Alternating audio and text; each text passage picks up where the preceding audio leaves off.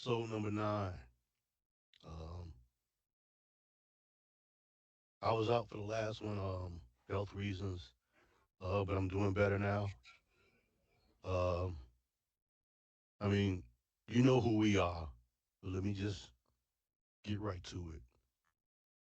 Going forward in the podcast, the recording, you're gonna hear me say something, and that probably won't mean much to you, but will mean the world to me.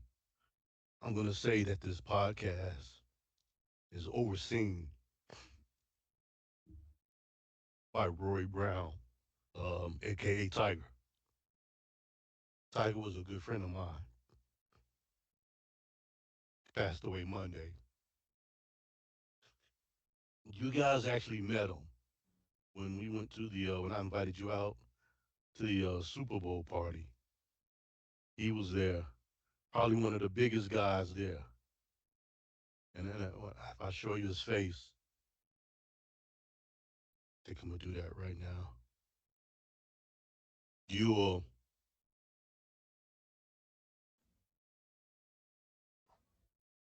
you'll probably know who I'm talking about.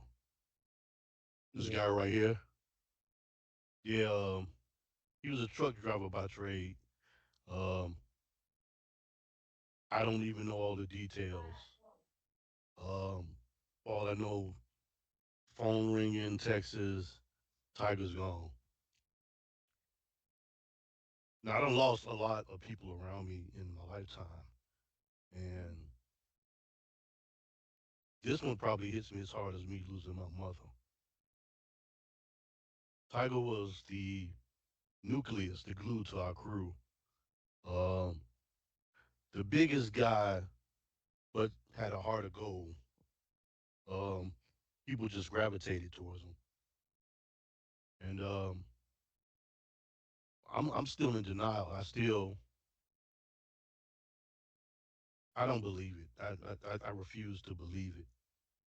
Um, I know he had kids, wife, siblings, father, and he had a spew of friends. You can't tell a bad Tiger story. Everyone is always funny, hilarious, and he would call you out the blue just to make sure you were doing good. Last week, last Monday was July 1st. I was in the hospital at the time. I had a day off of having surgery, and I was kind of annoyed that it got out and people started calling me. I hate that, you know. So I put my phone on Do Not Disturb for about 2 days, and I was in so much pain it really didn't concern me to look at it. But when I got home, I'm finally going through my phone, and I see he had reached out to me. He said, I heard you was in the hospital. I just want to see how you doing. And so I texted him back then. I was like, dude, I'm just trying to rest up right now. I'm gonna hit you back later. Well, unfortunately, later won't happen. Um, um, yeah, he's gone. Real cool guy. So going forward, all I, he he was a big supporter of our podcast. He asked questions and he listened to them. We talked about a few of them. So going forward, if it's okay with you guys, I'm gonna say this podcast was overseen by Roy Brown, aka Tiger, That's cool with me. I have no and issue with that. it kind of drives home the point that we talked a few weeks ago about putting your affairs in order. You know, here is major plans. If I hadn't have been on the mend, if I hadn't have been sick, I would have saw him this past Saturday at a function, and it just goes to show you're never too old to have your affairs in order. His wife got to, plan his burial and life without him, and who knows what kind of hoops she has to jump through to take care of his personal affairs. So it's funny when I found out, I was on the phone with a couple of the guys. I was like, I said, let me get off this phone. I'm going to bed. I said, I'll probably cry a few times before, I fall asleep. But I didn't. Been thinking about it yesterday, thinking about it today.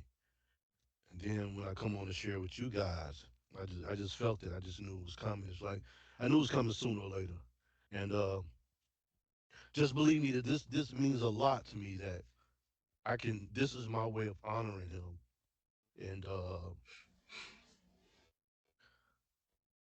telling him what a great friend he is. I mean, I would put it out to the world that I'm doing a T run, and he would reach out to his friends, people that never had it, like, hey, my buddy do this, and that, and everything. Low key, he was hustling for me. So some of my sales came unexpectedly because he was like, hey, I got you. I'm about to hit you with big orders, and he didn't want nothing out of it. He was just supporting me. That's the kind of guy he was. Um, a few years ago, well, not a few years ago, back in 2011, I got into a car accident, which totaled my truck. I couldn't drive it. And that day, I was supposed to meet up with him and another group of people, and other people had put orders in for tea. So when he found out about the accident, he said the first thing he did was he called to see if I was okay. And the next thing he's like, "Do I need to come out there and get your tea and make sure everybody gets what they ordered?" That's just who he was.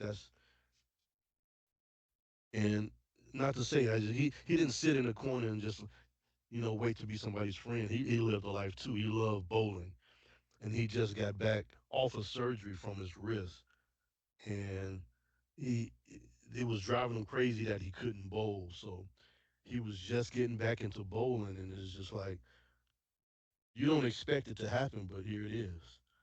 I always kind of say, when I'm hanging out with my friends, I look around and enjoy myself to see everybody having a good time. I say because you don't know the next time there's going to be one missing from the crowd. And I kind of attribute from that movie Life with Eddie Murphy when they're doing that little montage and they get older and they just fade off and disappear. And now it finally happened. They haven't made their arrangements for his services yet, but I just wanted to get that out there and share it. I guess this is the way because I've been bottling it in. I just didn't know how to channel it. And Brandon, thanks for putting this podcast together to give me that vessel to get it out. And I don't want to take up too much time in the podcast, but I wanted to save it and share it with you guys. So I mean, I think I've said enough about this, and I'll let you guys, have your comments, and we can move on for this. But I just wanted to get that out, and I always tell my buddies, I say, you know, every now and then I'm like, man, I love you, man. And some of them would joke back like, oh man, you ain't going home with me. They know but they know it's just me being the I love you man. And they they understood where it was coming from and they would say it back. So I love you guys, Brandon, Jeremy, love you guys. Um, I ain't gonna say no crazy joke. We love you too, brother. We love you too. You know it'd be me that say a crazy joke. so look, I'm notorious for the crazy jokes too. I have the morbid jokes, but I don't have them well, I kind of do. I just think it's too early to share those jokes with my other guys just yet, or who I will share those jokes with. But Yeah, no, I'm just being serious. I mean, if there's ever a doubt of where you think you stood with me, just know you guys are rock solid. And that's it. Tiger, I love you, man. See you on the other side. Now you can sit in live on the podcast and not wait for it to be downloaded. And then let's get on with the show. This is not the little scene from Beat Street where everybody goes into tribute mode. I said my piece. Let's talk about what's going on in the world. And I know we usually like to start off with sports and some of these trades or free agencies, like Klay Thompson going to the Dallas Mavericks. Um, I forgot who DeRozan went to, but it's clear the Bulls are starting over. They're starting fresh, um, and there's still more to come. I mean, I don't know. Have we talked about Bronny being drafted number 55 and how it was like probably set up that nobody, it was hands off. They couldn't touch him. That he was going to play with his dad, and Bronny's going to be under a microscope for everything he does and doesn't do. But I think he has the best teacher, time and his father just in general. That he probably won't be as great as his dad, but he will be great, but probably not to everybody's expectations. So yeah, let's talk about the NBA and all these free agencies moves they done made. Brandon, what you got? I really like that DeMar DeRozan. He going to a good team. I mean, you got Fox, you got Sabonis out there, and hopefully I'm saying his name right. So Sacramento could be they got talent over there, so he went to a good team. I like that for him. I also like Clay Thompson, man. That's gonna be he'll get more open shots than he ever had in his life playing with Kyrie Irving and Luca, because that's they good one-on-one players, and all he got to do is move. So you think he's the missing piece for Dallas to be a championship team? I still think they need a center that can score other than lobs, but they made it to the finals without it, and I think that they did need a third piece. But if they had that center that can score by himself without being set up, I think they'd be straight. They'd be dominant, really. That's what they was missing. Because once they double teamed Luca, that was the thing. They double teamed Luca. Luca was still getting his, but Kyrie couldn't show up. So they had the third guy now in Clay Thompson. But they still need that inside score to loosen up that defense. And that'll be then that'd be unstoppable. I think as far as the Bulls rebuilding kind of sucks, man, because 2020, 2021, if y'all don't remember, they was number one in the East before everybody started getting hurt. And we never gonna know what that team could have done. Is that when Derrick Rose got hurt? Nah, that's when Lonzo Ball, uh, Oh, I'm sorry. Zach got hurt. Nah, Okay. 2020, 2021. When Lonzo Ball got hurt, Zach went down, Vooch went down, everybody started getting hurt. And then we never know what that team could have accomplished because they was number one in the East. It was number one. So with the Bulls kind of going young right now, where do you see Ball as far as the organization? You think they're gonna waive him, trade him off, invest in him? What? He either gonna have to renegotiate or they trading him off. He ain't staying. They paying that man $21 million for 1 year right now. They ain't doing that. If he ain't on the court and he ain't, I don't think he's starting over White, and I'm not starting him over Giddy. So I don't think I'm. I don't think it's gonna be no bench player $21 million for 1 year. What you think, Jerry? You muted.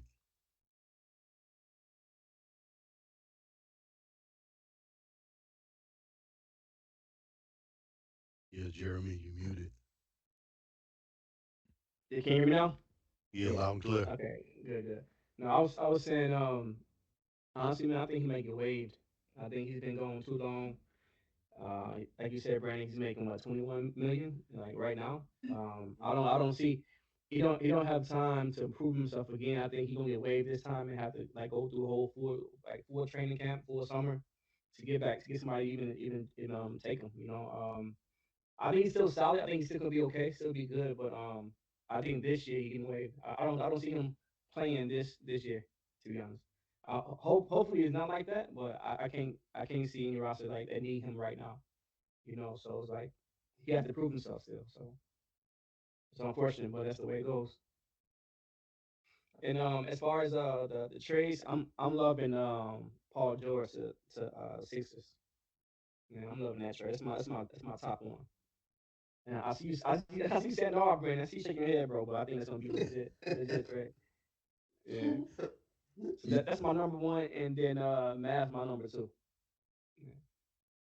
What you think about Kawhi leaving the USA team, or to say focus on the Clippers' future? It's BS. It's BS. I think he only joined it to like get his name back up, right? And then I think it wasn't going how he planned for. He wasn't gonna be a starter. You know what I'm saying? Probably be the eighth man off the bench. He didn't want that look. So now all of a sudden, okay, I'm gonna go back home. I think it's a good move to go back because you know what I'm saying. You don't want to, but I think he'll enjoy it just for the getting his name back in the scope of things. So he left. What you think? I think I think he is. It goes back to what Stephen A. Smith said about him. He is literally the worst superstar I've ever seen. That man is he swindled money out of people and only played 40 games in the past 3 years. That's crazy. You That's know what? crazy. That guy's just the worst.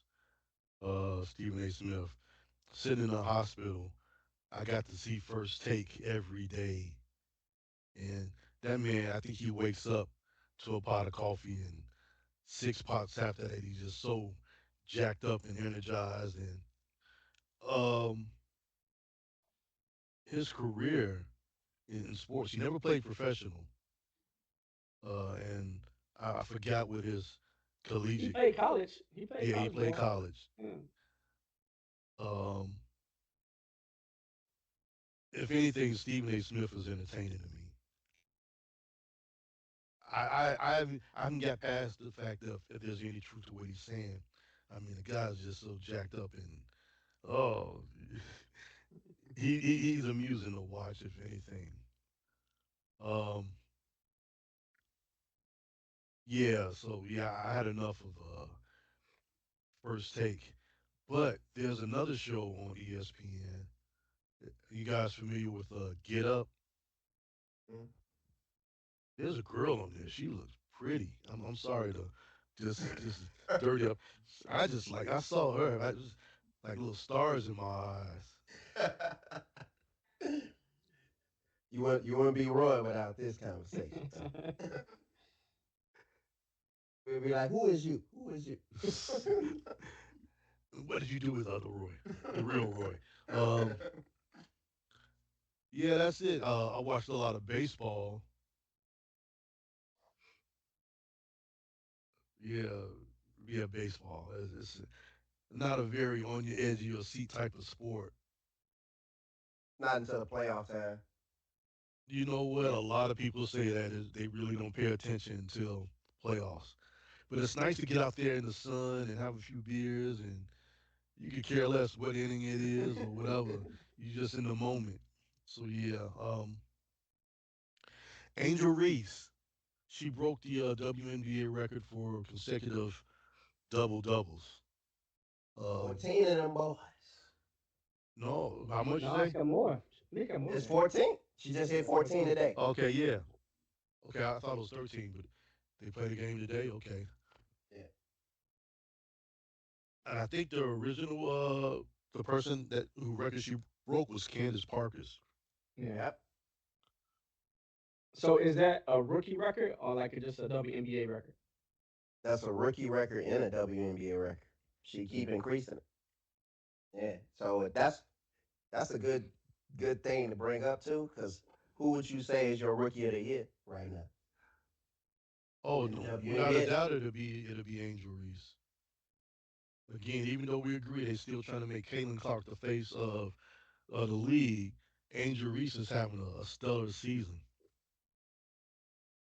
Um, Stay humble, play hard, stay healthy, and she can extend that record a whole lot further. I hate to like sexualize her, but she is like she has a like a model type uh flair to her. Well, that's And get off her Instagram page. That's why you're saying that. nah, nah, just I don't know No, if you seen because her in the no, interviews and everything. no, I'm just saying on her page because I'm on her Instagram page too. She's always posing and modeling and everything. So yeah, not to sexualize it, but yeah, she does have that flair. She has something she can fall on. Roy on there leaving secret comments and stuff. That You second know, page. you know. Well, let me be honest about that. I'm gonna be honest. No, no, I haven't left any comments in her DM. You know why? Because all the other women, famous women I DM, they never respond. So why even waste my time? Sheila E. ain't said nothing.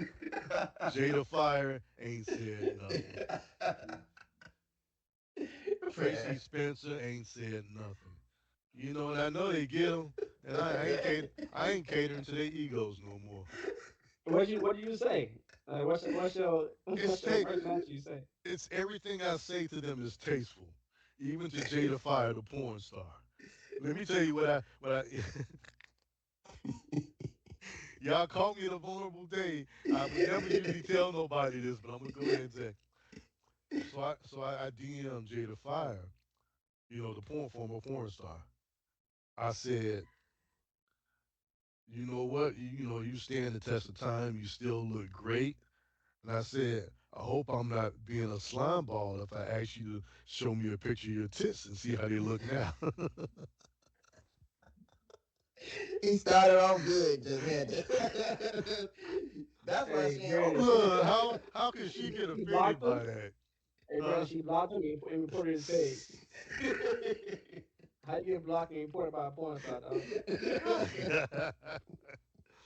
Dang. If anybody can do it, I can. But yeah,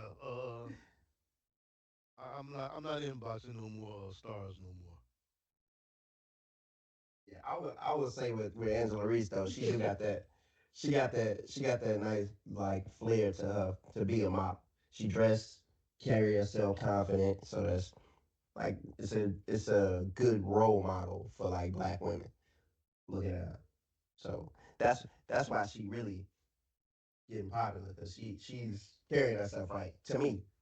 Even though Barstool Sports CEO called her, what do you call her? He called her, what, I forget what he called her. He called Ivy her something. Barbie. Nah, he called her something else because he was talking about her and Caitlin Clark, but he called her something else. It was a disrespectful term. I can't remember off the top of my head right now, but she's been called out of name multiple times, and she eat it on the chin and still carry herself with confidence. Okay, I got to see what that is. All right, I wanted to. Oh, when you get your what's your take? What's your rookie of the year, Jim? Oh, I always been Angel Reese. I think we had a conversation a couple weeks back, and we was asking like who we have going forward. I think you said Caitlyn at that time, and I said Angela Reese. She's like my I said Greek freak. You want to say Giannis? So yeah, I see her passion on the court. I think people are starting to get drawn to that. And also she worked hard. Like she even trying to shoot threes. She trying to shoot threes now. So is that she making a couple of them, but I see her growing, man. I think she's gonna become basically Asia, um, maybe possibly. That's her goal. If she can reach that goal, then she'll be legit. If she get a jump shot, she can have that 20 and 10 because she 10 and 10 Mm. easily now. But she's working on it though. Like you can see now, like even if you watch the game now, she's taking more jump shots in the game that she never did. I think last game she had like 5 jump shots and like 2 3 pointers. Like I'm like, who is this? she missed them, but she was taking them, so she's working on them. But I And no, again, looking at them, the pace.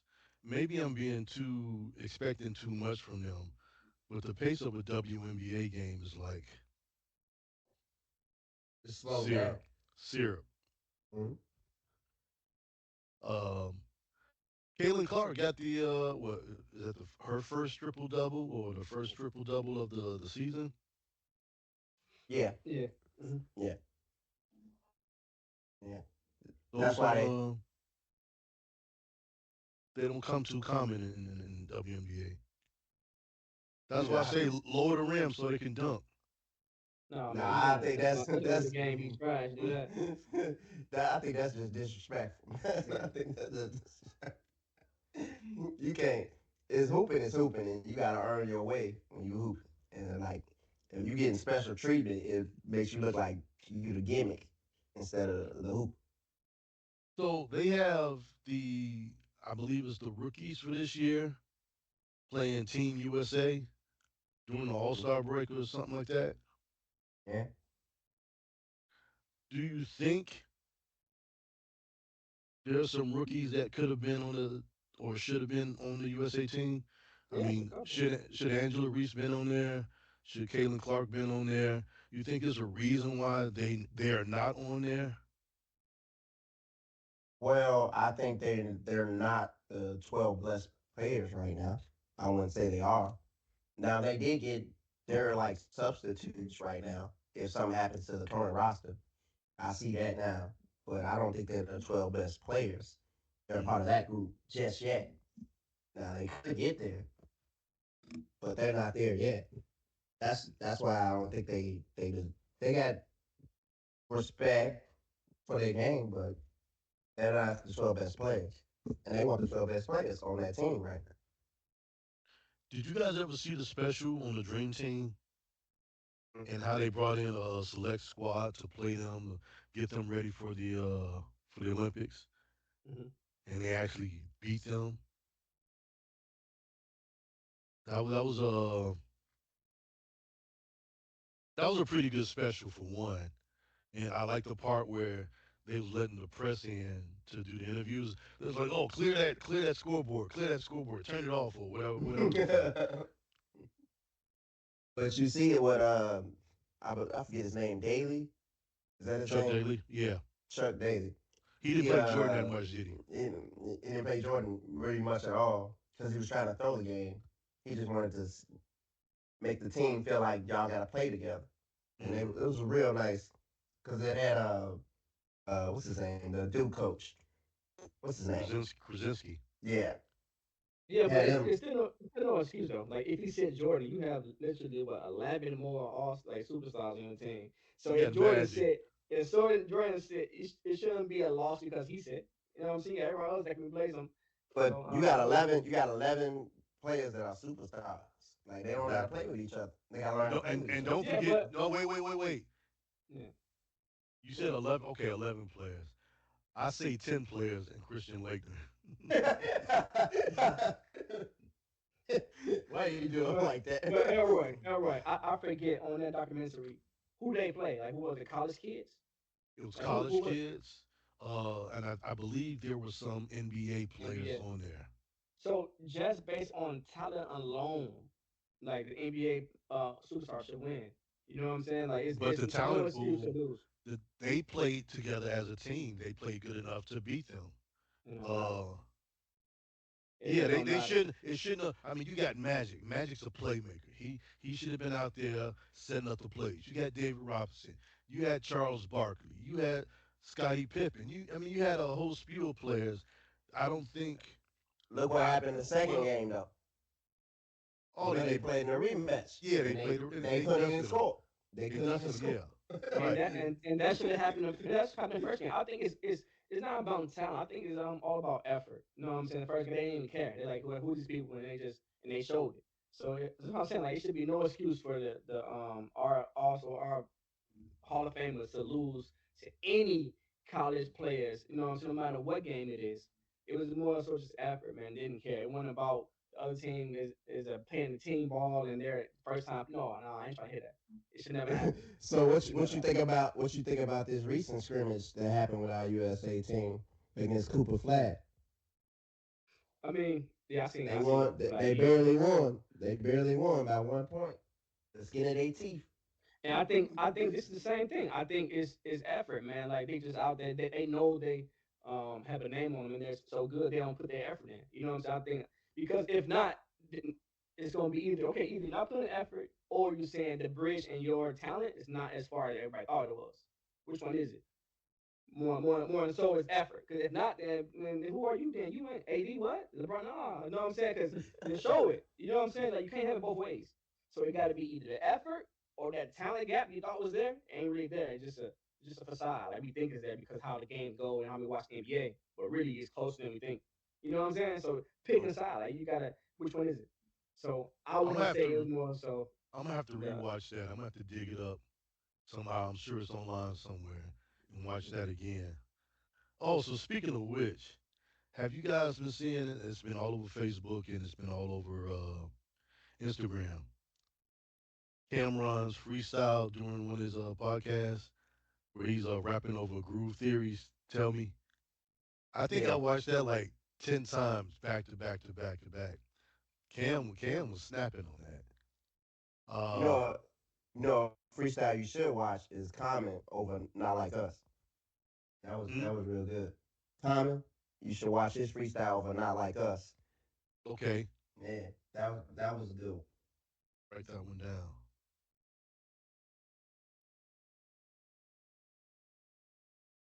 Speaking of music, what y'all think that Sexy Red her concert might get canceled because people ain't buying. They're not buying it. They not buying her world tour. Is there a reason? Like, oh, world tour, yeah, overseas. Her world tour. Yeah, of course. I They can see not that. buying. Like, I can see that, bro. Like, nobody, like, you're not gonna hear "Sexy Red" in Brazil like that. You're not gonna hear "Sexy Red." No, you're not gonna hear that. So I figured world tour. Yeah, yeah. I thought you meant like not selling in America. That's crazy. She'll sell out America quick, but other She countries, going I don't all know. she going all over America too though, and it's only 37% of her tickets have been sold. Ain't nobody buying. She's not a draw. She's a fad that faded out quicker than it started. First of all, the name doesn't match the visual. Uh, uh, and it's funny that you bring that up. I'm just not watching the BET Awards, and I feel so unattached to it. They get a shouts out to old school hip hop and everything, but this new stuff, I'm just like everybody that performed had a woman or women or spew of people twerking in the dance routines, and I'm like, and I'm listening to the lyrics. There's no hooks, no real effort into the product, and I'm like meth. He said he ain't doing another hot 97 summer jam. I think it's time for me to give these award shows a rest because it's just they bring back the old stuff. It's nice and it's nostalgic, but this new stuff is just like there's no pulse to it.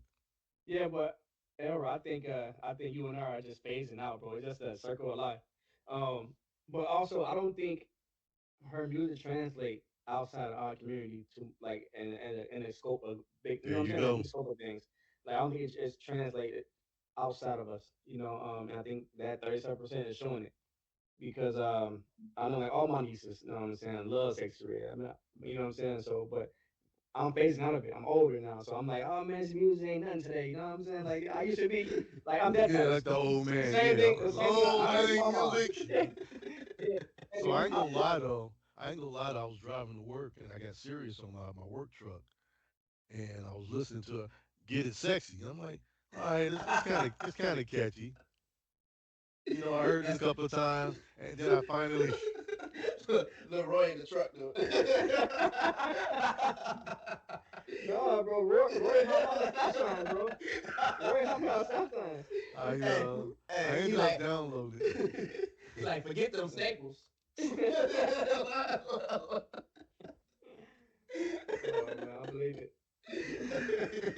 so I actually ended up downloading that song "Getting Sexy." It's catchy, but 2 weeks from now, I'm gonna be like, why did I download that? I don't want to listen to it no more. You know, she has no. You're a fool, Brandon.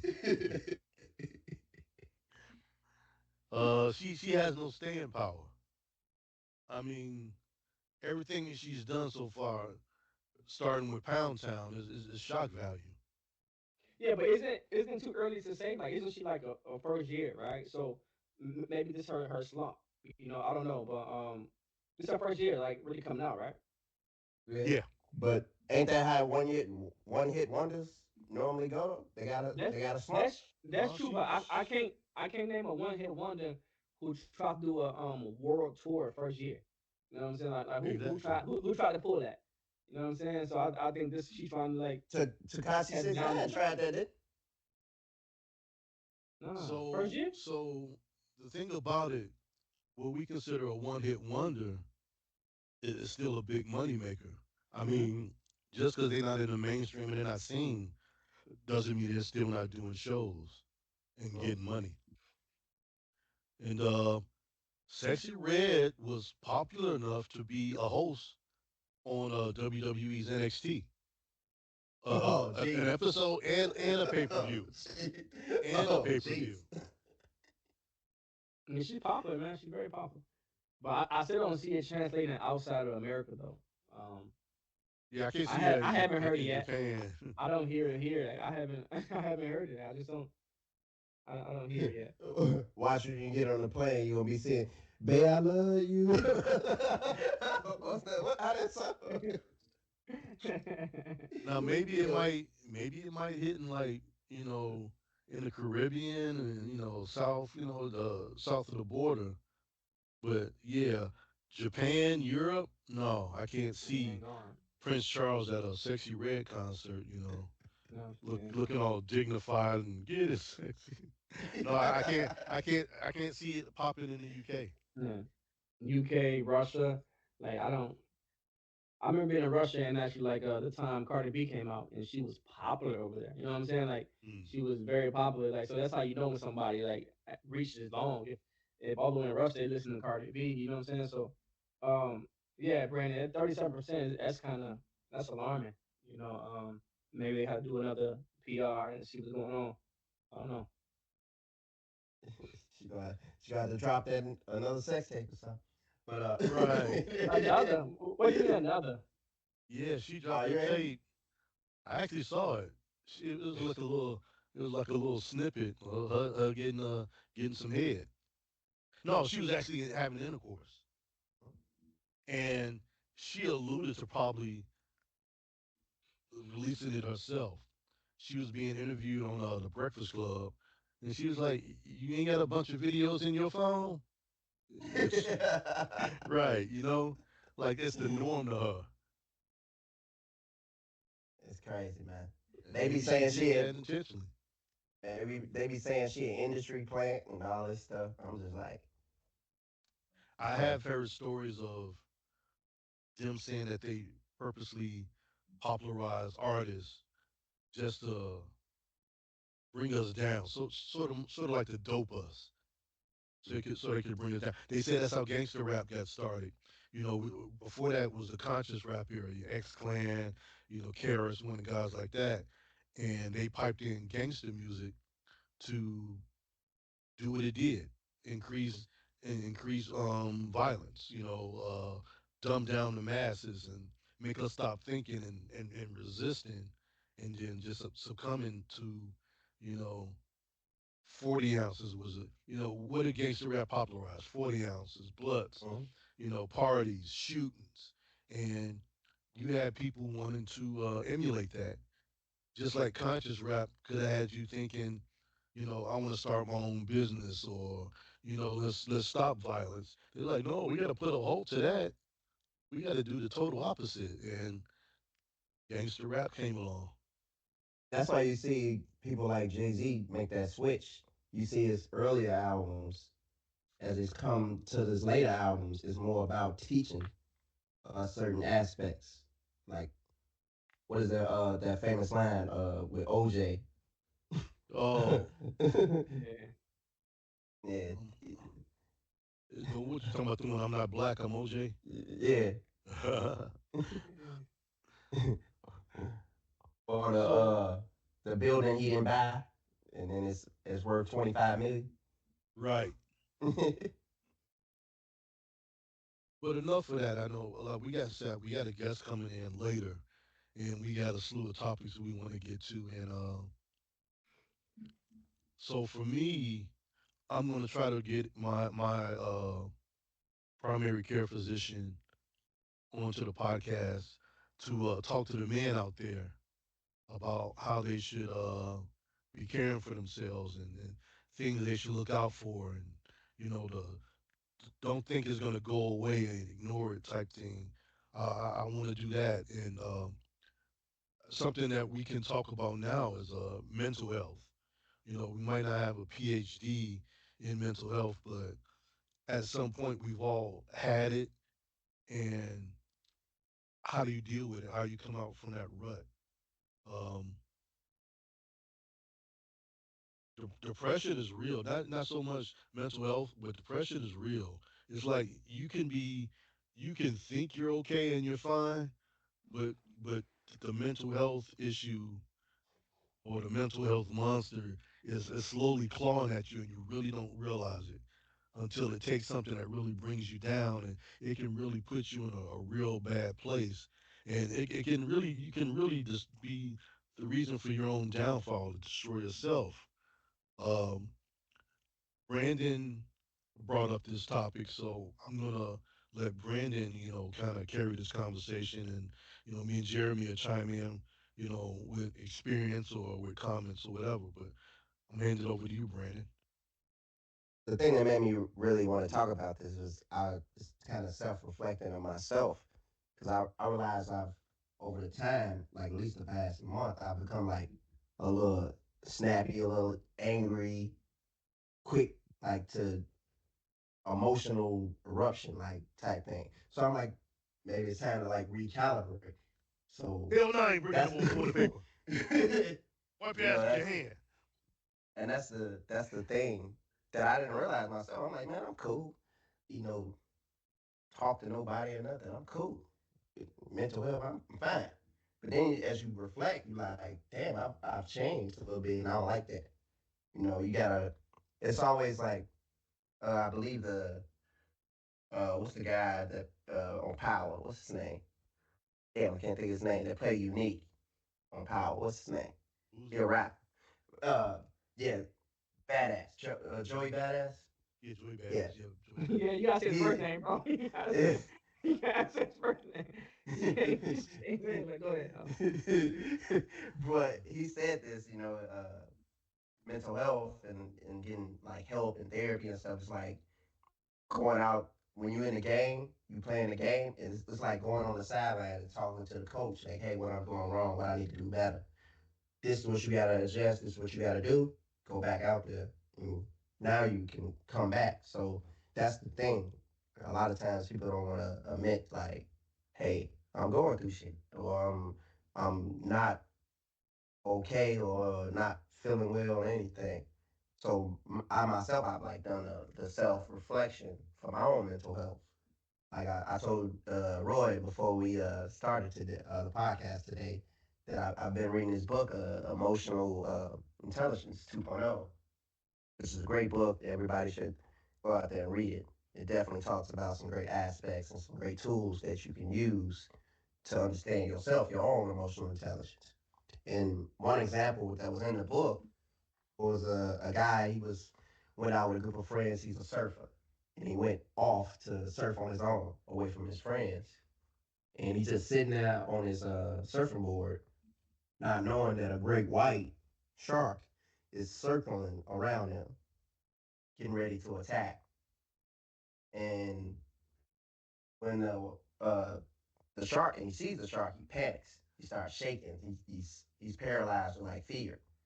And this is a good thing about emotional intelligence because it talks about the pathway of emotions. It goes through your brain from your spine all the way up to your front of your brain, your frontal lobe. And I don't want to talk too fast, but it says your frontal lobe is where your logical thinking is, but your emotions are in the middle of your brain. So your emotional response is gonna happen before your logical response. And Mm-hmm. a lot of times people don't know how to calm themselves down in those emotional response to get to the logical parts about it.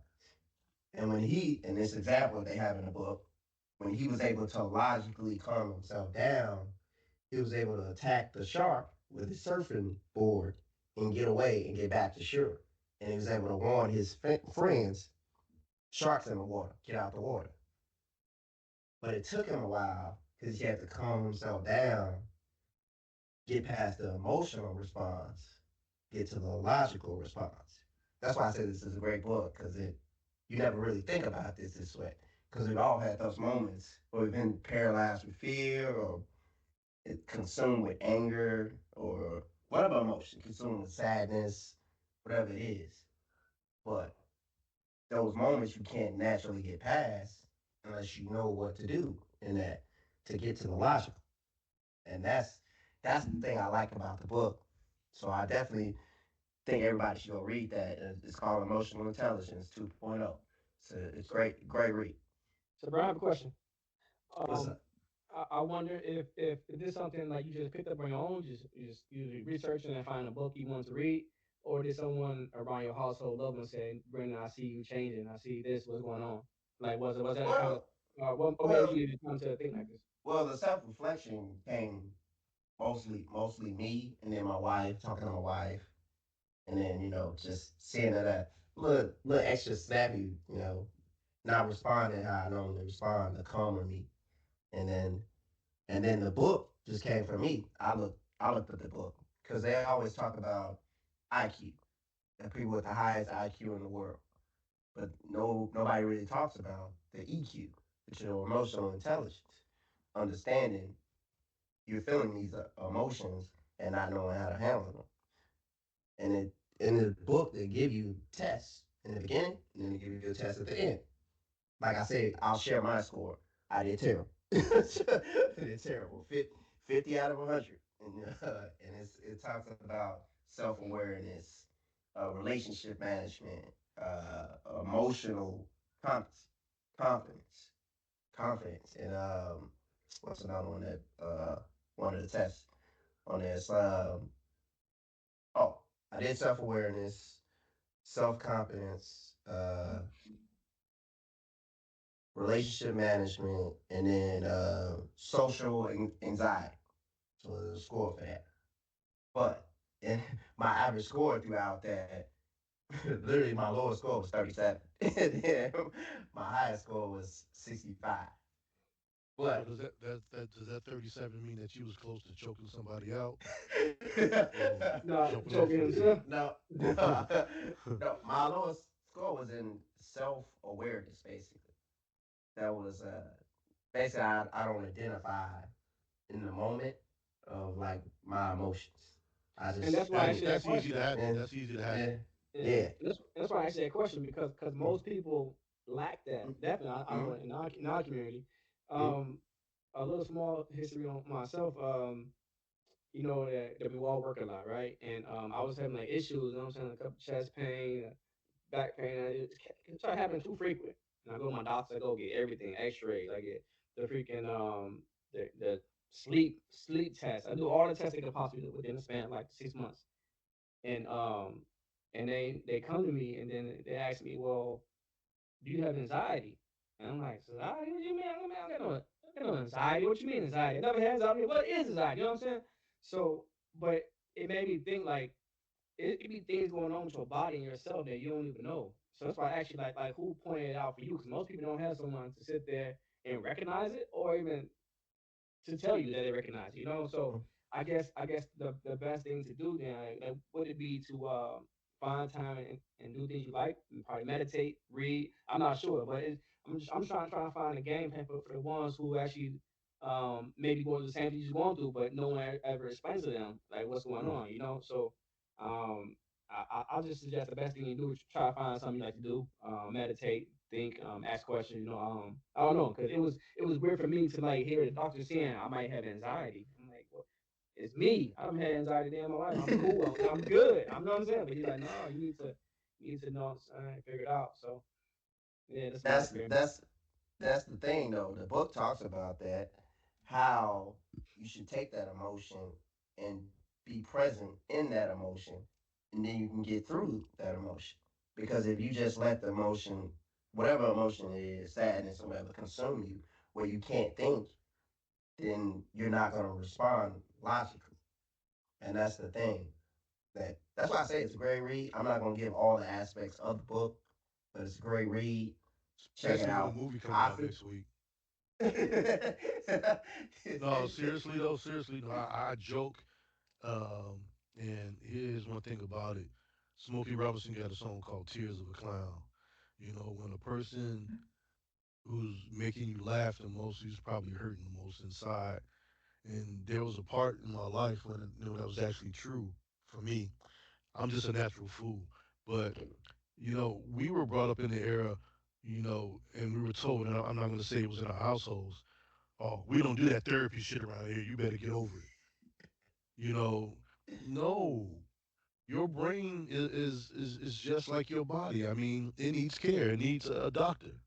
You know, you break your foot, you go see a doctor to get it mended. Sometimes your mind gets broken and you need it to be, reset. There's nothing wrong with speaking with a therapist. Uh, I've seen a therapist a time or two in my life, and it was well after The Sopranos, so I felt comfortable doing it. I'm like, if Tony Soprano can do it, then I should be good. Seriously, that's what I needed to tell myself. And um, again, the mind is something that needs attention too. So don't be afraid to say you need help, you know, or don't be afraid to seek help. Maybe you don't want to share it just yet, but if you know something's wrong, you need to go get it checked out.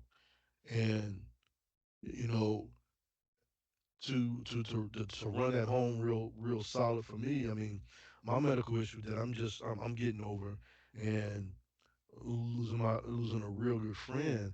It's just like from now on, I'm not gonna. Oh, this hurts. Oh, it'll go away.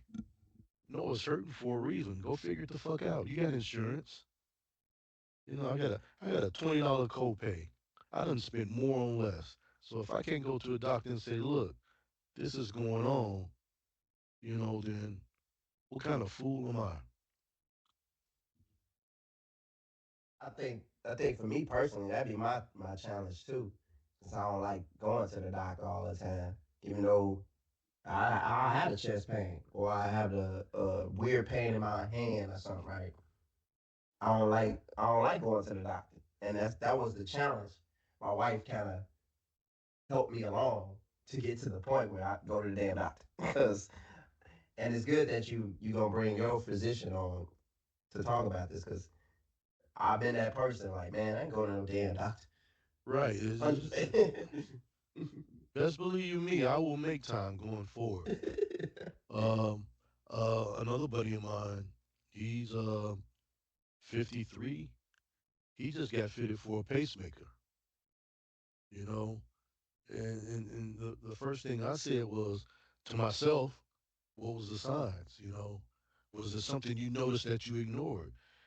We can't be doing that. You can't be ignoring that shit no more. You know, I used to think if you ignored bills, they leave you alone. Yeah, the mail stops coming for a while. And then once you forget about it, here come the collection agency. So no, you ignoring it. You ignoring it ain't gonna make it go away. It's gonna probably cost you is Maybe more. figuratively or yeah, it's gonna cost you more. So $20 copay, which is like probably pretty much the average for people with average health care, that's not much. I mean, I know that taking off of work or whatever might be the issue that which is shouldn't stop you. If you got the time, do it. $20 copay ain't nothing. You know, they could probably catch something. and fix it before it gets worse. Before that bill go to collections. Mhm. Now you got all kind of other fees you got to pay. And you always say to yourself, man, I should have paid this bill when I first got it. That, I know I said that. So yeah, stop being I would. macho, fellas. Yeah, definitely. I did want to bring up because this is a voting year. I did want to bring up what your guys' opinion. I don't know if you guys have seen the Project 2025 and the Agenda 47, Donald J. Trump. Notice why I said chump. But Chump. uh, but yeah, some of the policies in there, I think some of it's helpful, but I mean, I'll allow you guys to go read it on your own. But No, um, Brandon, if you may, can you bring up just a couple points? I just want to yeah, know that's just a couple points. yeah, Bring it up. I want to. yeah. I'm gonna bring up a couple points. Some of the stuff he wants to take out is like free lunches for kids Shit, I grew up on that. in the schools, and sometimes it could be that kid's only meal, you know, or one or two meals that he may get in a day. So that does, you know, it's crazy to think about that. And then another one he wants to have where they teach America what pride basically. I'll say it that way. The Like what? the country, America's pride, like the pride for the country. Okay. Like Like a nationalist. yeah, Okay. yeah, he wants to teach that in the school. So he wants to take some of the accreditations from colleges and everything. He calls it School of America. So that's and wants to use that funding for that. And people have to go to this to School of America, and that's what it is. And then another policy that he has, a plan that he has, is for the to restore the recruitment numbers or increase the recruitment numbers for the military. Yes, I heard about that. Yeah, and I mean, there's many more things that they planning to do. Making abortion illegal in every state, taking away how a foreigner that come here and their child is born here, they have citizenship. They want to take away that. You know, they want to take away that from them. So there are a lot of policies out there, which some people may agree with and some may not agree with. But I know some of this stuff sounds crazy to me. Taking away And free lunches from the kids, mhm. that's fucking heinous. It really is. But again, we talked about politics, and the Republican Party, they're the one percenters. They got the money. They're paying for the private schools, so that's part of the deal. But some of these, the lower class, hell, some of the middle class can't afford or kind of live off of the fact that the kids get free meals from school. I think that's Yeah. that's that's that's wretched. That's and far as military service, other countries have it where even if you come to another, you got to serve some time in your country's military. I think maybe we should do that. I mean, don't throw them on the front lines, but I think giving service to your country is I don't think you're asking too much with that. But everything Even else he's doing is making the rich get more powerful over the haves and basically the haves and nots, giving them more power. That taking away the lunches and breakfasts and stuff. I mean, shit. Some of the kids live off the summer programs. You take that away. I mean, what does that lead them? Hey, I can't eat at school, so why the hell should I go to school? You know, what effect is that going to have? Especially like you say, those are the probably the only meals they really have throughout the day is those government assisted meals that they give at school. So Brandon, I'm trying to look further into it, but like I agree with you guys about the lunch, but I don't know if this bill is supposed to take away like the state responsibility or the federal government. I don't know if he's trying to put it off the federal government and put it onto the states. I don't know. I have to dive into that ruling to see exactly what it could just be they're saying that the government don't have any responsibility, but each state has its own responsibility for their kids' lunches, right? Um, that can be one thing. As far as the military and schooling, I think this agenda 47 trying to take a playbook from other countries. This sounds like something China does, and other country who does like the military. Everyone has to be part of the military, and then also the nationalists. Like, have you seen like clips of the Asian kids or Chinese kids in school? Like most of them are they're nationalists. You know what I'm saying? Like it's not just them. It's Most militant, but most it's country. It's militant. most country. Yeah, it's most country are like that. So I think they're trying to take that playbook because how it's looking in some time in the future is going to be some war or some way. I hope not. I really hope not. But I guess they're looking to prepare. You know what I'm saying? It's unfortunate, man. I hate thinking about the war, but I think they're trying to prepare for stuff like that. But That's what I that's think. my thing with freedom of choice, though. That's the thing. It's like we taking it away. It's slowly going away. Your choice, like that's you have no choice anymore. Like that's the thing. That's what make America great. The freedom of choice. Whether you're a racist or not, you chose that shit. You had the freedom to do it. Yeah, I agree. I agree with the freedom of choice. Um, Yeah, I agree with that. I think it's like crazy. That's one thing that you know, because I have kids, they gonna grow up in this world and see all this stuff, and it's like you gotta prepare them now, because you don't know, you know,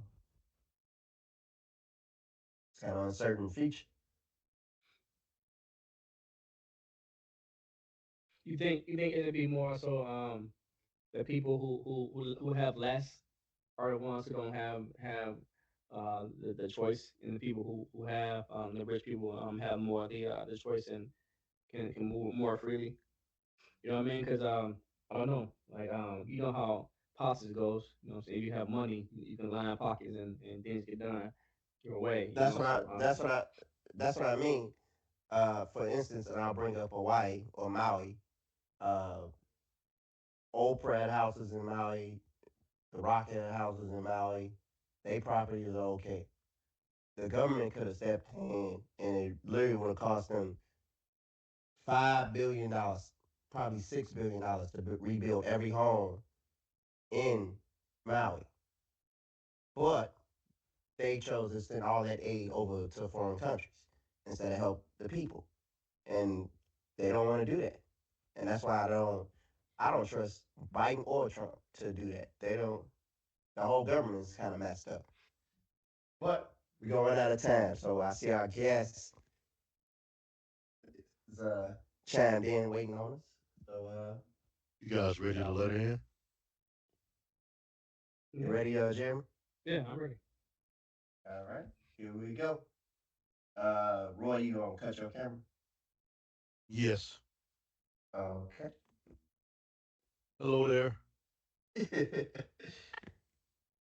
We can't hear you. you hear us? Yes. Okay, Okay, a yeah, whole Oh, okay, lot there we better. go. uh, So, just a little insight before we get started. We had this guest on a couple of weeks ago, and only person that could hear her was Brandon. I've been following her on Instagram, and she seems to have a lot of knowledgeable information to share. So, uh, Crystal, no disrespect for you, but for personal reasons, I'm gonna have to cut my camera off. Uh, no, stop doing that. Speak. I got, I got, I got PTSD from the last time. No. So I don't want you to think I'm being disrespectful. There's a good reason behind that, but I'm here, and I'll probably pop back in and have some questions for you. And I'm gonna let Brandon introduce you, give you a formal introduction, and again, welcome back. Awesome. Thank you guys for having me. How you doing, Crystal? This is Brandon. uh this is the our third attempt, but we're gonna get this one right. Yes, we I'm a the amazing Crystal. She's a nationwide insurance agent. She's amazing at her job. Amazing advice she gives too on entrepreneurship, just life advice in general. So and financial advice as well. I'd like to welcome you to our podcast. Uh, Once again, Crystal. She's amazing. Uh, Thank you for coming up. thank you guys for having me. I really appreciate it. Time's a charm. I know we're gonna get it down. We're gonna have the best conversation and the best information on this time that we have together. Because I was the only one to be able to hear this, but with you for the third time, talk about your Zulu Foundation and the dance. Absolutely, absolutely. So again, I wear two hats. I run Zulu Dance Foundation, which is kind of my creative side. That's my heart and my soul. Zulu Dance Foundation focuses, we're an after school program based off of keeping the arts in the schools. Our main focus is hip hop dance, and we ventured into the DJ program as well. So we have DJ programs in schools as well throughout the United States. We're about at 50 schools. And that's just a big that's a big one for me with my heart, just because dance was always my first passion since I was 3 years old. I'm Hawaiian, so you learn the hula right away. And then from there I got interested in hip hop dance, and then from there it's just, with our school system, the arts is always the first to go, right, when budget cuts happen. And I firmly believe, as an advocate of the arts, keeping the arts in schools is going to help kids academically, right? So that's my first hat that I wear as Miss Crystal in Zulu Dance Foundation. And then that kind of branched into getting into like the financial world, because I noticed the communities that I serve, the families didn't know anything that I know now. They had no idea compound interest, just index accounts, way the banks work, and all of that. So I kind of took it upon myself about 5 years ago to get licensed, do my training, learn that all I can learn, to then now teach families in this realm and make sure that they're taken care of. So those are kind of the two. And Zulu dance, my heart. Zulu, the brain, I guess you could say. I know for me that the reason me and Crystal did meet, I was looking into life insurance policies, and I just was thinking like more investments and what I can plan for the future, and that's why I was looking into IULs, and by I say a blessing because it was a great conversation we initially had about IULs and being able to have time on my side and being able to save up and have money saved up that I can use for the further down the line in my life. So I know Jeremy has questions about IULs, so I'll let him take over from here. Yeah, so I actually want treat me like a new student, because I have no idea like about. Cause actually, I'm curious about IUS. I also want to get involved. That's one thing that I'm looking to get involved with. I started my investment portfolio, but I don't have any like life insurance policies, for my family, or so I'm looking to learn more about that. So for people who are like me, who don't really know, can you just explain what the IULs is and the difference between having them and what they, can you Mhm. go further into that? Yeah, so I'm very simple teacher, especially with dance or when it comes to, financial, especially the IUL.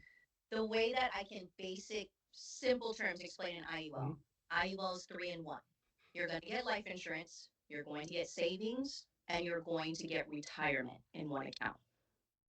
Now, if we understand that foundation, then the next point I want to make sure my clients understand is it's cash value life insurance. It's a permanent life insurance.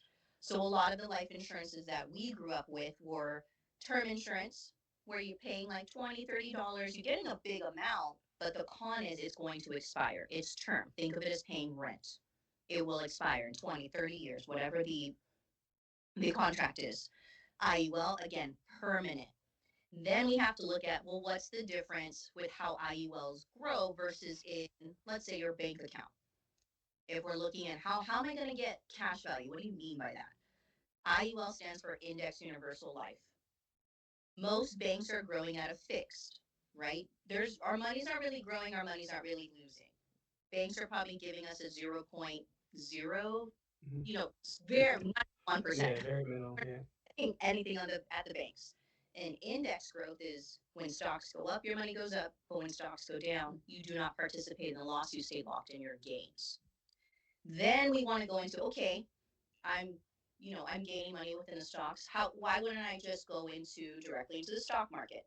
Not a bad idea, but understanding like a traditional 401k. That's what we grew up with. Get your 401k, get your 9 to 5, go get your 401k.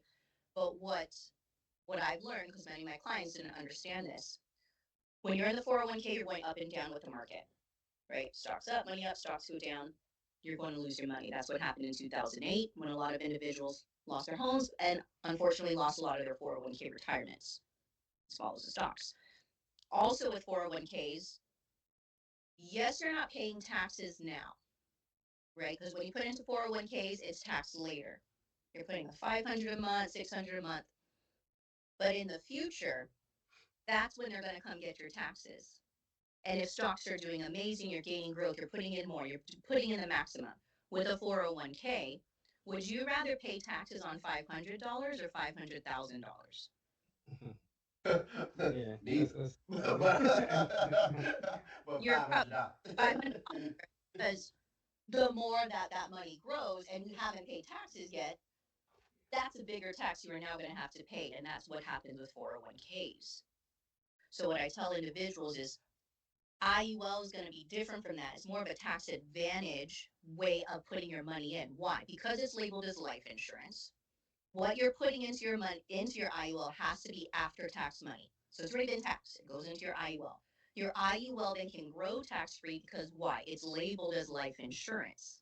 So there's tax codes that you can utilize when you loan and borrow to yourself from your cash value building within your policy.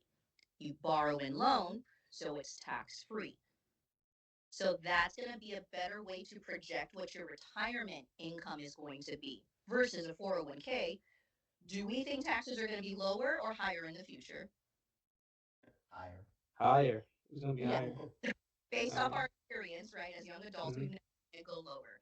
If it goes lower, oh my goodness, like yay. Bless us. But that's probably not going to happen. So if you're diversifying, because I still have clients, they put into their 401k, they're getting matches, and I'm like, hey, get the match.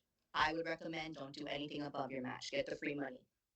But also think about diversifying and having an IUL because that's your tax free growth plus growing in an index. So it's not going to participate in losses because your 401k, even though you get a match, God forbid the stocks do horrible.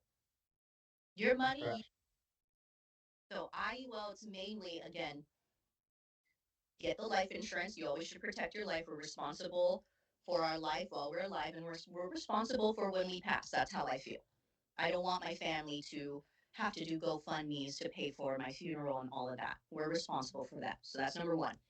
Number two, I want the tax free growth. I'm saving my retirement in a tax free growth. I can project that better. Number three, and just having savings. Because, like Brandon, when I was teaching Brandon, your cash value, let's say by next year, is 50,000 of what you're putting in. And you want to purchase a house and the down payment is 20,000. You can borrow and loan from your life insurance policy. Remember, it's tax free. Borrow and loan and go utilize that to do your down payment on your home.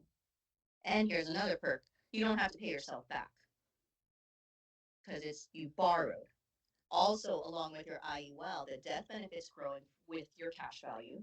Whatever you do not pay yourself back, it just gets deducted from the death benefit upon time of passing. But you can pay yourself back too.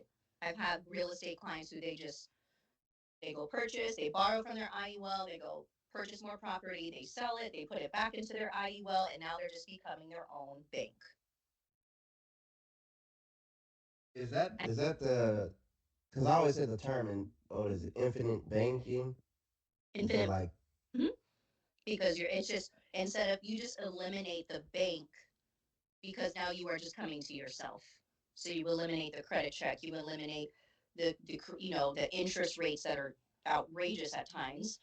So you just and then the credit checks, you eliminate that because now you're just going into your policies to borrow and loan to yourself. I know that was a Well, lot. that no, that actually sounds amazing. So it's actually like a better because when you were speaking, I was thinking of like a Roth 401, but it's totally different from what you're saying.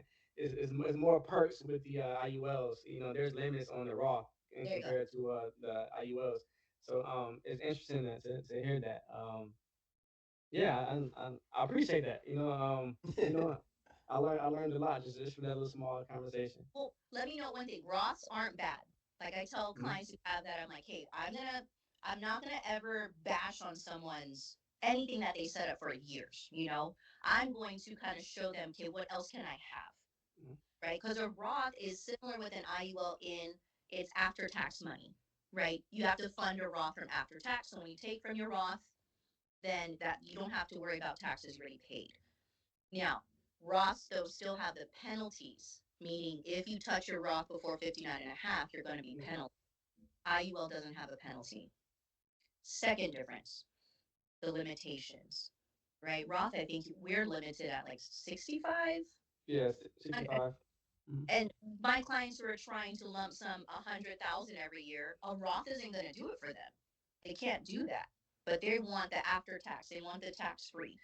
IUL, we can customize it so they can every year put in those 100,000s because it's not limited. It has to just be structured based off of the death benefit of the IUL, so 100,000 can go into that death benefit.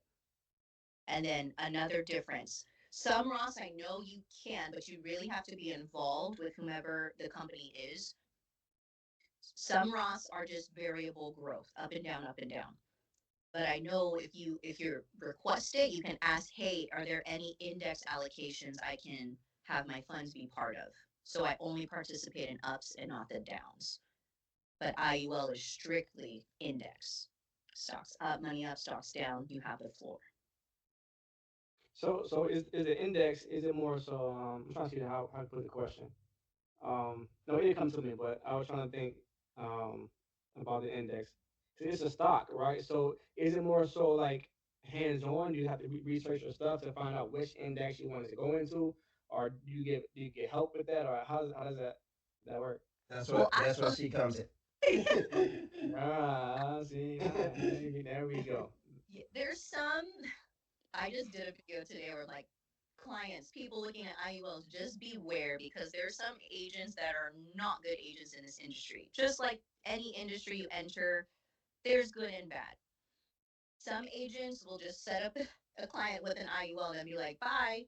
I don't do that. I do in the beginning break down, hey, these are the allocations we're looking at. Let's look at the rate of return. I'm going to show you what I suggest for you to do year one, 20% here, 30% here. Then, in a year from now, let's analyze doing an annual review. Clients can do this too. They get online accounts where you can kind of see your cash value and all the growth like that. So annual review, and then you look at it, seeing which allocations, they're all going to be indexes. They're not going to Yeah. participate. It's just, hey, if you want to switch over, is Goldman Sachs doing better? Do you want to switch to 50% over there with them for year two? Or do you want to keep everything the same? Are you okay with how the growth was this past year? So yes, you should have someone when you get an IUL who does guide you in that so you can review. Um, if you're talking to an agent and they don't talk about allocations, I would say maybe not. It's around. Yeah. Maybe not, because I just recently I did a video of free IUL policies for individuals who have one, but they don't know if it was structured correctly. And there's been some, pretty much all my appointments so far that have been doing these reviews, just unfortunately, they weren't structured right and they weren't taught that. There was one aspect that was brought up during our conversation, which she helped me out, was some of these allocations can be capped. So you wanna look into that as well, because you may think you're getting a full 100% of the gains, and you're only getting 20% or Yeah, 10%. what I always tell clients, like, I'm like, if you're going to compare me to an other agent and you want to make sure that you're fully understanding your IUL before you say yes, you want to look allocations. Number one, what are the rate of returns on each allocation? Your agent should be able to break that down. Are there caps? Meaning, what caps mean is for that allocation, let's say you're capped at 10%. So if that year that allocation went up 50%, you were not getting a 50% growth, you were capped at 10. But if you're okay with that because you like the rate of return, awesome. But if you're unaware of that, that's where I'm like, hey, that wasn't broken down to you. Because I do tell my clients there are some allocations you can choose. You will be charged to be in that allocation. This is the rate of return. I don't recommend that year one. But if you, in the future years, you want to gauge that allocation because they're being consistent in that rate of return of what you want, awesome. But just be aware of what that charge is for that allocation. Another one, it's the structuring. I've just seen what I specialize in is minimum death benefit. So my clients are getting faster cash value. Because if the death benefit is way too big, and you come to me and you're like, I want $1 million IUL, Crystal, I'm going to then ask, how much a month are you wanting to put in this? Because I know what it entails to fund $1 million IUL. And I feel like people are just like, $1 million. I'm like, no, not like that. Go get a term insurance. Get that. It's cheaper. Go get $1 million term insurance for like $50. But when it comes to IULs, it's pretty much based off of what do you want to put in monthly.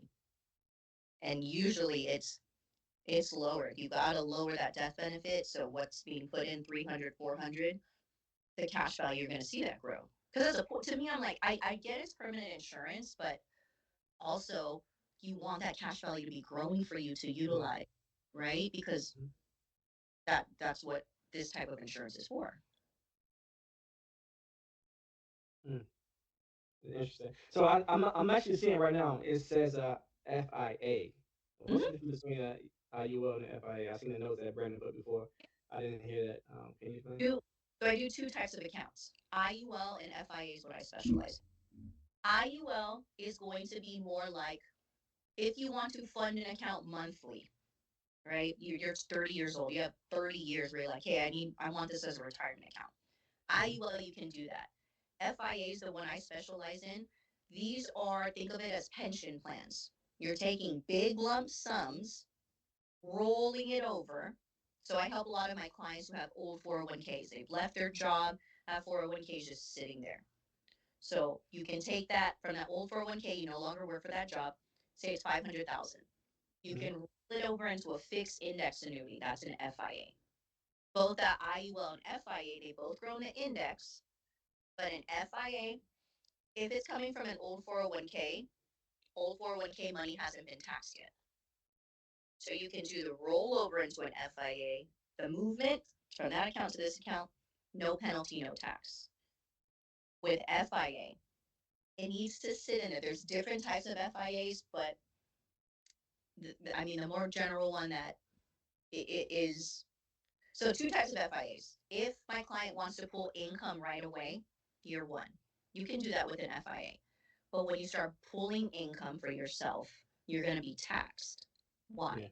Because the original money began as a 401k. So pension plan, that's going to be my main, that's how I kind of explain to clients and how I know which direction to go.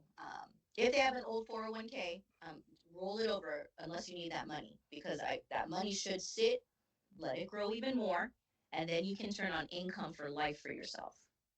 FIAs, you can't like get it this month, do the rollover, and then in 2 years be like, I want to put another 100,000.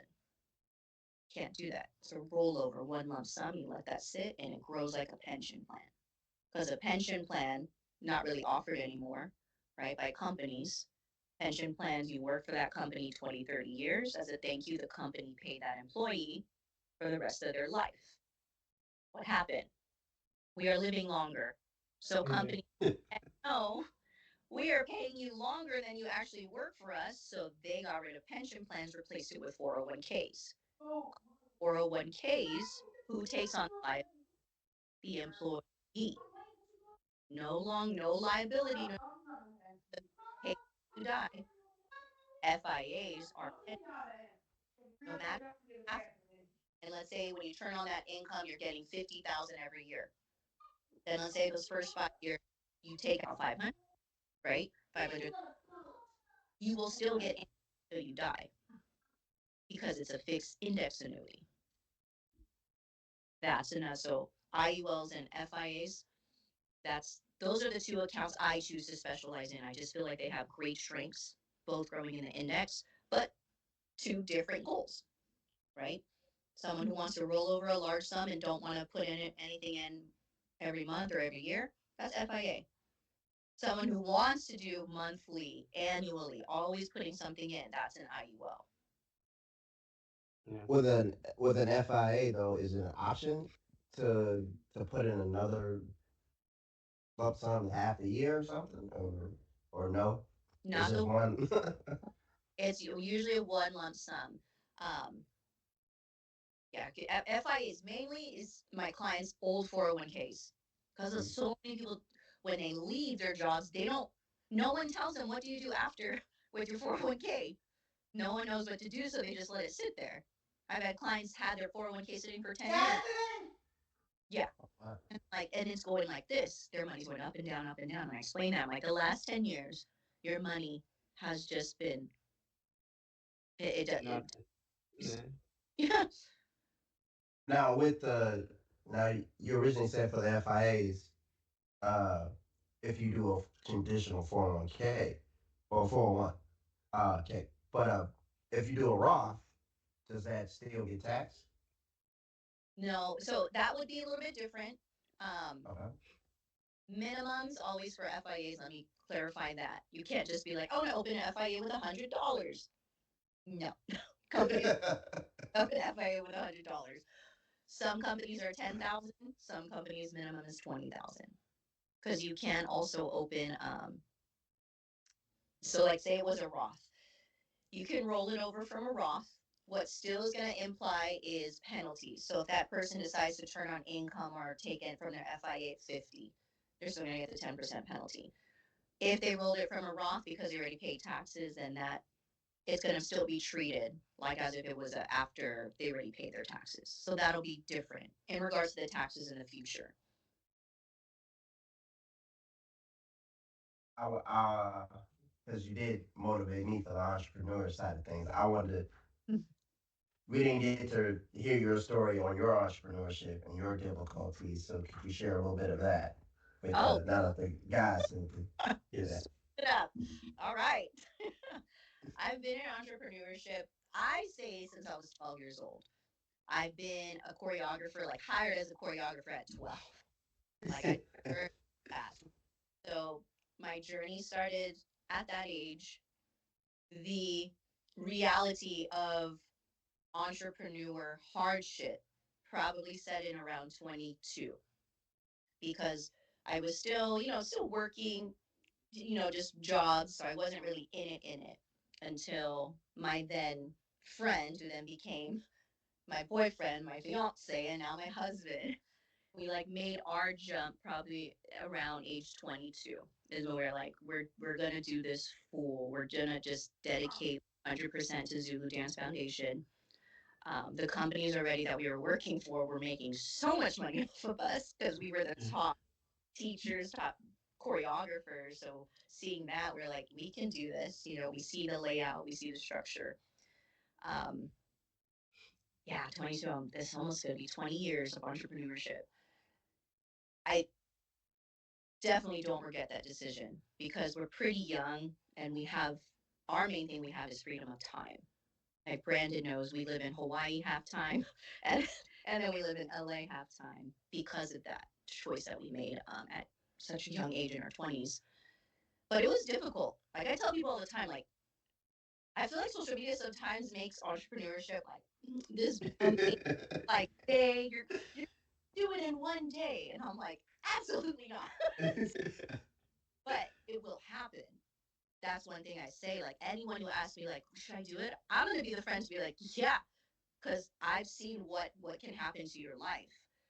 But one thing that I do see with a lot of entrepreneurs starting, They compare their chapter 1 to someone's chapter 20. That's going to that's going to dismotivate you. It's not going to motivate you. It's good to see, like, oh, look at what they have, but you didn't see their chapter 2, 3, 4, 5, 6. The reason why I can grind at chapter 30 now is because I went through chapter 2, and I learned mistakes. I failed. We went through pain. We went through tears. Like, we did eat top ramen. Like, we lived in like like that's. I tell people, I'm like, are you ready for that? To be realistic, are you going to be great? Absolutely, I think you are. But you have to go through some type of struggle because it has to build you. Even now, where we're at, we still go through struggles because it has to. We need to go through that to elevate us to the next level. It's going to help us gain the knowledge to level up. But like one in particular, I remember we opened up our first dance studio. Crazy, it was like 5,000 square feet. We were blessed, found this owner who was willing to work with these young cats. We're young kids. We can do it. Like, we want to run a dance studio program. One thing we did right was we already had a following. We already had students enrolled in our program because our studio, we just went to different studios with our program. So we were building a following. So that's one thing I do tell individuals if they're trying to build some type of program in any, it's like start building your followings. Finances, what are you going to do to market yourself? You need to start building your clients. That's how you're going to succeed. And yeah, it was great. Amazing. This actually is from our studio. This is steel plates because our studio was a bank, used to be a bank. So with banks, they steal it up, right? But with hip hop people, what do we see? Graffiti. Like, no, the vault was still there too. So you're like, oh, tight, we can bomb this. Like, all of that. So that's from our studio because they knocked down that building. That's why we're not there anymore. But these are steel plates, and I told the homies that came to help us move, I'm like, rip that off. I don't care what you have to do. Rip those steel plates off. I'm taking it with me. And he took like 10 guys because it's steel. It's fun. That always reminds me of how far we've come. That's why I always have it in our meetings. And all my clients too, they'll be like, what's your background? I'm like, let me tell you, because, but one hardship that we had, I remember as a leader too, I always tell people leaders eat last. If you're ready for that, leaders eat last. And I remember, the rent was due for this humongous thing. And I was like, but then our actual where we lived was due too. And we had to pay power and stuff like that. And we made the decision of we're going to pay the studio first. We'll just cut off our power. We won't have cold water either. So we had cold showers, eating top ramen, but still pushing through. Still pushing through. And I would not change that because that built my husband, now my now husband, and I, like, anytime we come through storms, like even last quarter was a hard one for us, but we know we're going to push through. It will work because we've been through many storms. So that's like one that always sticks out where I tell people, are you ready for a cold shower? Yes. Top ramen and, taking care of your team first. They're going to come first, regardless. As you're not going to go far if it's eventually, first it'll be you. You're going to build yourself. But if you want to be successful in longevity, you have to have a team. The team then starts to come. And they help you elevate even further. Like you guys, you're starting your thing, you're going to have each other. You're going to go through experiences that only you guys are going to be able to vent about, but also brainstorm about. Where are the problems? What can we do to, what's our next quarter goals? Like, what do we need to do? What is your insight? What did you brainstorm on or think about? Come together. As you guys progress, more people are going to come on. Shoot, we don't have enough time. We need an assistant to book guests. Then that person, right? Oh, they need an assistant. Or hey, now we need to find locations of what we're going to do. Eventually, I love entrepreneurship though. I absolutely love it. Is it for everyone? I don't think so. In the I train teachers. I also train agents in the financial side. And always I tell them, I'm like, the biggest obstacle as me as your mentor is you, because you are going to limit what you can do. I'm never going to limit you. I'm going to give you the tools. I'm going to tell you what needs to be done. But once that Zoom call is done, now it's up to you. I can't control that.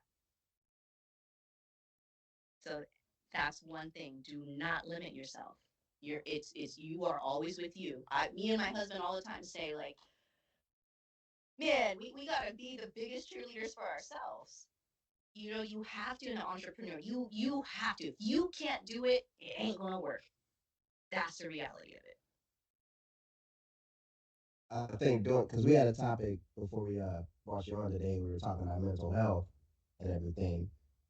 How, especially men, we Mm-hmm. don't we don't care for mental health. We okay, and crying in the dark. But Oh, going through those tough times as entrepreneurship, I'm sure, at least for me, that's what I think my challenge is and why it's so back and forth for me. So I always thought, like, man, I'd rather be my own boss than turning in these vacations. Like, can I have this day off?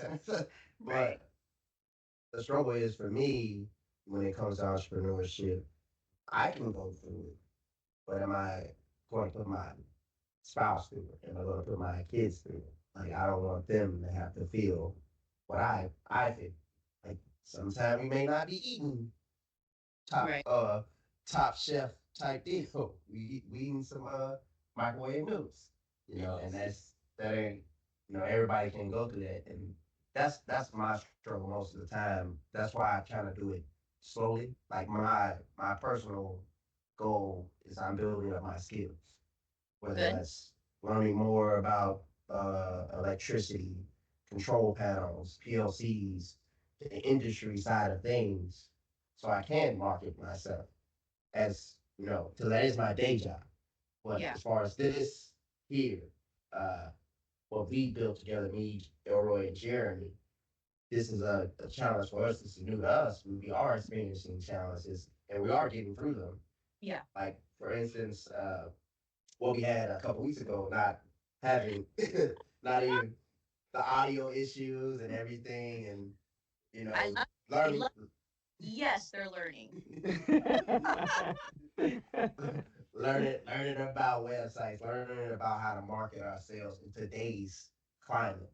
That's Yeah. the thing we are learning from this because social media is big. That's a big thing. Right. The people it's like word of mouth. It travels fast, and that's the thing we're learning because really we like old school guys. Like this. we just like we just like, hey, we doing this. Come over here. We ain't the share everything, and that's what today's climate is. They post videos, post clips, and do all that. That's neither us three are neither one of us are that type of happy. And that's something that we're getting used to, and we're learning how to post these videos, learning how to market ourselves, and we're going through that challenge together. Yeah. So that's the thing about this here. But as far as that's our goal to build this platform and talk to the audience and inspire, because you definitely inspire me about this because of like I I definitely want to be able to do it and have because we have been treating guests on here. We had a buddy from my college talk about his real estate business with his wife. And all the entrepreneurs out there just doing their thing is very inspiring to me because I want to get to that point. And Yeah. that's I know I went off on a whole spiel, but I see Roy has got back on. If you have any questions for Crystal, uh, we were talking about IULs, life insurance, financial things, entrepreneurship Oh, challenges. I've been listening. I've been listening. Oh, okay. Um, I don't have any questions per se. I guess if anything, I want to give you kudos. Like I said last time, you know, you were talking through branding, and all we saw was the visual. and the hands were working, and the facial expressions, and it just seemed like you were so excited to be sharing that, and that's a good start right there is the energy, and to put the audio with it, the struggle that you went through. It's funny that you mentioned struggle. I think as an adult, not even yeah, as an adult, when you follow your career path, somehow, some way, you always end up picking up a second job, and you think you failed. But I've noticed it being a consistent thing, and it's like you got to do what you got to do. My I had to pick up a second job when my wife was out on medical leave, working at a liquor store, and I had the greatest time there. And when it came time to let it go, I couldn't let it go. I was loving the extra money. I was learning about wines and everything, and liquor. So everything that you see as a setback is not so much a setback, but it's a boost to get you to that next level. And like you said, comparing our stage one to your stage 10, you can't do that. Uh, Life is like a ladder where you can't skip the rungs. You got to go step by step to get where you're going, because every step is a lesson and achievement, and you appreciate it more after you get out of the storm. Yes. You weather that storm and you come out a better person. But if you skip that step and you took shortcuts, you really wouldn't have really wouldn't value things. Uh, Yep. when I was a kid, I had a lemonade stand, Aw. and after the first day, I had enough money to go to the toy store. So, okay, I'm showing my age by saying what I purchased. So, so I got the GI Joe action figure. Actually, it was the black one. His name was Ranger. And instead of just ripping off the package and tossing it and everything, I slowly peeled back the top of the plastic and reached in. I got them out. I played with them, and at the end of the day, I put them back in that plastic like it could have went back on the shelf. You tend to value things more when you earn Yep. Absolutely. it. And we want it overnight, no matter what it is, but it doesn't come overnight. It's not meant to come overnight. It's meant for you to appreciate the struggles. Once you achieve it, you look back and like, man, I went through that and I Yeah. survived. But And I if always anything, don't ever focus on the problem because problems are always going to be there. You see the problem and you focus on the solution. Every time I'm in meetings and they're like, this is going wrong, Crystal, this is. I hear you. Now let's only talk solutions. Change the conversation. Now you're thinking opportunity, hope, steering into how can we move forward. Same thing with individuals in entrepreneurship with struggles. I would say, okay, I hear you. You're venting. Everything in the book went wrong. I'm going to shift you now to challenge you. What's the next step to solve this? So solution focused will always help entrepreneurs, even just in life in general. Right? You're having a good day and then something happens. Okay, it happened. Okay, how are we going to make this better so our great day can continue? I there's a show called Bar Rescue. I've been Yes. watching it for I don't know how long. I love it. And one of his phrases is, "I don't embrace excuses. I embrace solutions." Yep. Stop telling me why you failed, and let's figure out how we can stop failing.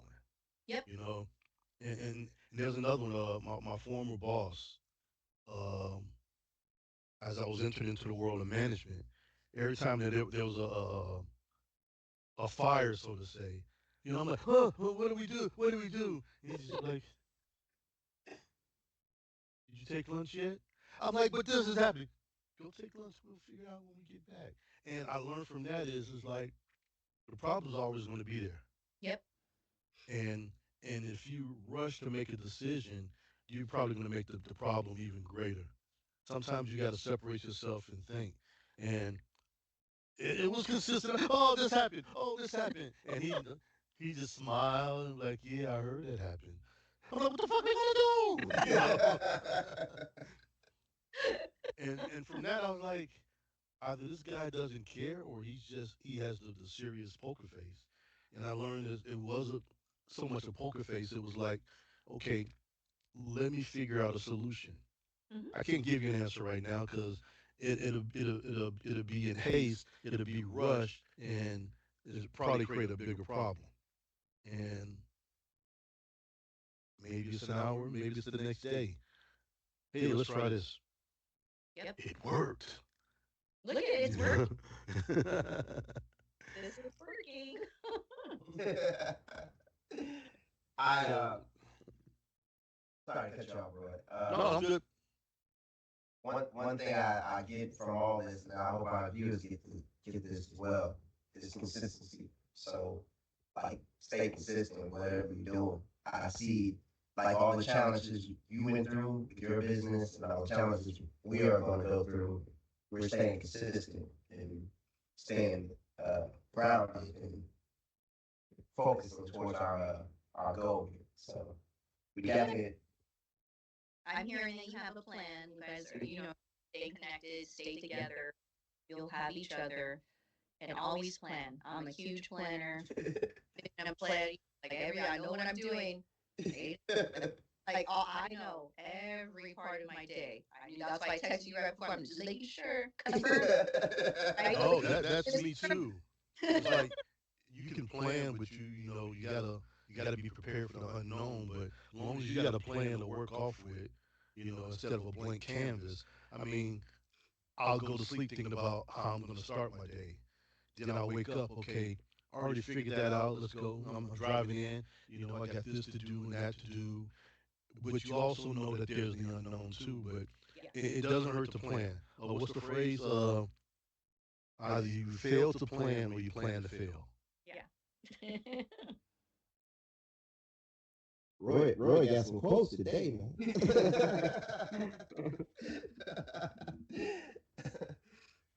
Crystal, I want to thank you for coming on. You definitely, I can't say enough. It's been a pleasure having you on. Your story, your advice, your all being you. It's been great. I hope our audience enjoyed it as well. We definitely want to thank you for coming on behalf of what the fellas say. Thank you, Brandon, Jared. Appreciate Hey, I, it. I want to have you back on. I want to hear about the dance school and everything, and how you guys jack those steel plates off the wall too. That sounds like a high school movie or something. No, in any capacity we can bring you back on. Yeah. I would definitely. I like your energy. Oh, thank you. I appreciate you guys. Anytime that I can be an extension for others, give them hope and to dream big and to know that they can do it, I'm here. I'm here. So just, Brandon, you got my number. it it can be the record fourth time for any guest. So, hey, it's crazy. It's crazy. You make history for us. Right. She'll get the SNL jacket for most podcasts. Love it. All right, fellas. Thank you. Do you guys need anything else? Am I good to go? You're good. Thank you. Thank you. Appreciate Congratulations. you. It will probably be a fourth invite coming out soon. We'll let you know. Can I take a picture? I could do a snapshot. Ready? Oh yeah. I'm ready. 1, 2, 3. Perfect. Do you guys have an Instagram? Do you guys have an Instagram? Yes. Text me. Oh yeah. Okay. Yeah. Let me. I'll send that. So I'm Well, do you have one? I don't know. Mine is Guys. just, mine is just Elroy Johnson. Yeah, text me. If you have a group one, text me your individual so at least I can give you guys a shout out. Okay. Yeah. We have a group one. Bye, you guys. Thank you. Bye. Thank you.